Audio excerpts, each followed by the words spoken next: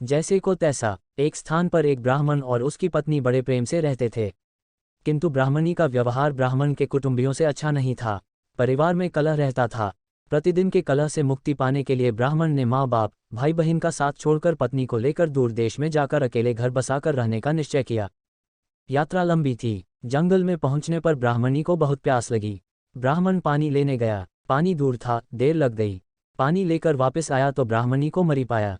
ब्राह्मण बहुत व्याकुल होकर भगवान से प्रार्थना करने लगा।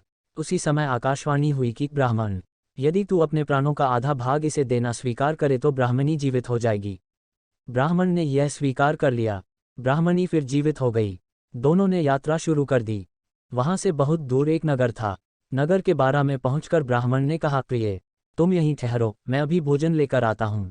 ब्राह्मण के जाने के बाद ब्राह्मणी अकेली रह गई। उसी समय बारा के कुएं पर एक लंगड़ा किंतु सुंदर जवान राह चला रहा था। ब्राह्मणी उससे हंसकर बोली, वह भी हंसकर बोला। दोनों एक दूसरे को चाहने लगे। दोनों ने जीवन भर एक साथ रहने का प्रण कर लिया। ब्राह्मण जब भोजन लेकर नगर से लौटा तो ब्राह्मणी ने कहा, यह लंगड़ा व्यक्ति भी भूखा है, इसे भी अपने हिस्से में से दे दो। जब वहां से आगे प्रस्थान करने लगे तो ब्राह्मणी ने ब्राह्मण से अनुरोध किया कि इस लंगड़े व्यक्ति को भी साथ ले लो, रास्ता अच्छा कट जाएगा। तुम जब कहीं जाते हो तो मैं अकेली रह जाती हूँ, बात करने को भी कोई नहीं होता, इसके साथ रहने से कोई बात करने वाला तो रहेगा। ब्राह्मण ने कहा, हमें अपना भार उठाना ही कठिन हो रहा है, इस लंगड़े का भार कैसे उठाएंगे। ब्राह्मणी ने कहा, हम इसे पिटारी में रख लेंगे। ब्राह्मण को पत्नी की बात माननी पड़ी। कुछ दूर जाकर ब्राह्मणी और लंगड़े ने मिलकर ब्राह्मण को धोखे से कुएं में धकेल दिया। उसे मरा समझकर वे दोनों आगे बढ़े। नगर की सीमा पर राज्य कर वसूल करने की चौकी थी। राजपुरुषों ने ब्राह्मणी की पैटारी को जबरदस्ती उसके हाथ से छीनकर खोला तो उसमें वह लंगड़ा छिपा था। यह बात राज दरबार तक पहुंची।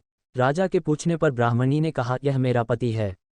अपने बंधु बांधवों से परेशान होकर हमने देश छोड़ दिया है। राजा ने उसे अपने देश में बसने की आज्ञा दे दी। कुछ दिन बाद किसी साधु के हाथों कुएं से निकाले जाने के उपरांत ब्राह्मण भी उसी राज्य में पहुंच गया। ब्राह्मणी ने जब उसे वहां देखा तो राजा से कहा कि यह मेरे पति का पुराना वैरी है, इसे यहाँ से निकाल दिया जाए या मरवा दिया जाए। राजा ने उसके वध की आज्ञा दे दी। ब्राह्मण ने आज्ञा सुनकर कहा, देव, इस स्त्री ने मेरा कुछ लिया हुआ है, वह मुझे दिलवा दिया जाए।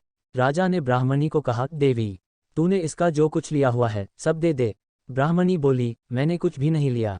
ब्राह्मण ने याद दिलाया कि तूने मेरे प्राणों का आधा भाग लिया हुआ है, सभी देवता इसके साक्षी हैं।